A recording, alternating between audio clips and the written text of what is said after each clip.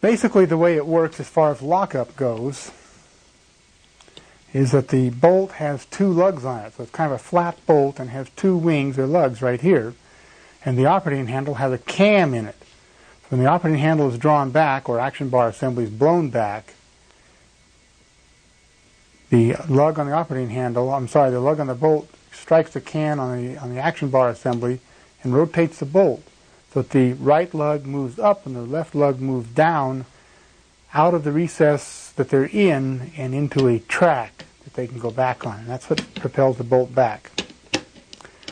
And then when it gets fully forward and the extractor snaps over the rim, at that point the lugs will mate with or line up with the recesses in the receiver, and the cam and the cam and the action bar is trying to push the bolt rotated clockwise all the time. When it can, it does. It pushes it down into there.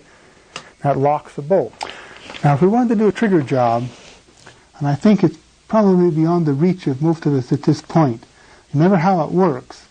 What we do is we would lower this notch a little bit, raise the notch on the primary sear surface of the trigger a little bit, and then we can change the angle of the secondary on the hammer here and the secondary on the disconnect here this way, and then adjust it very carefully so that the secondary doesn't hit until the primary is just about ready to let go. So we have a two-stage trigger, just like we do now, only we now have a finer let-off because it hits when it's just barely hanging on.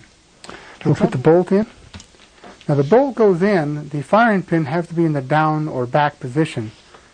You put the bolt in, and you put the firing pin through that little notch in the receiver.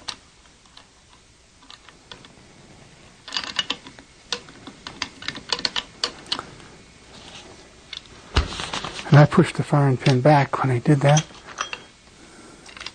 There we go. The bolt went in. I just kind of tip it up, bring it back a little bit, tip it up, and it'll go into place. Then we have various flash suppressors. This one doesn't quite fit real good. We're going. That's not on all the way. We drive it on and then put the cross pin through to retain it. And if you don't like it in stainless, they do come in black also. Now we've been showing all these wonderful muzzle brakes, and a lot of these things I think are just gimmicks. They dress up the gun, they make it look wild, but they don't really enhance it much. Now some of these things like the recoil pad and the sight tool and a few other things in the magazines, I think it's a good idea. But here's one. This is made by Eagle, but it's a flash suppressor and a rear and a front sight, and it's a pretty